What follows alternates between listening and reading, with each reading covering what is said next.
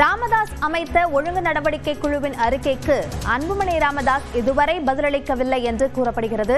24 மணி நேரம் அதற்கான கால அவகாசம் கொடுக்கப்பட்டிருந்த நிலையில் அந்த அவகாசத்திற்குள் எந்த பதிலும் தெரிவிக்கவில்லை என்ற தகவல் தெரிய வந்துள்ளது. இது தொடர்பான கூடுதல் விவரங்களை நம்முடைய சிறப்பு செய்தியாளர் கோகுலிடம் கேட்கலாம்.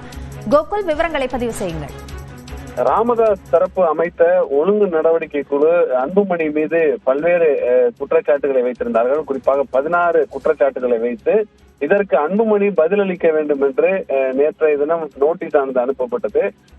24 மணி நேரத்திற்குள் அதற்கு பதிலளிக்க வேண்டும் என்று அன்புமணிக்கு தபால் மூலமும் இமெயில் மூலமும் வாட்ஸ்அப் மூலமும் இந்த நோட்டீஸ் ஆனது அனுப்பப்பட்டது. ஆனால் அன்புமணி தரப்பில் இதுவரை அதற்கு எந்தவித பதிலும் அளிக்கவில்லை என்ற தகவல் சொல்லப்படுகிறது.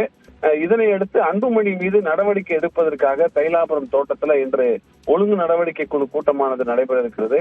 கௌரவ தலைவர் ஜி.கே. மணி தலைமையில் நடைபெறக்கூடிய இந்த கூட்டத்தில் அன்புமணி மீது அடுத்த கட்டமாக நடவடிக்கை எடுப்பது குறித்து ஒரு முடிவு செய்யப்பட்டு அந்த முடிவை மருத்துவர் ராமதாசிடம் பரிந்துரை செய்ய இருப்பதாக தகவல் சொல்லப்படுகிறது. இன்றைய தினம் ஒரு முக்கியமான அறிவிப்பு வெளியாகலாம் என்ற ஒரு தகவலும் சொல்லப்படுகிறது.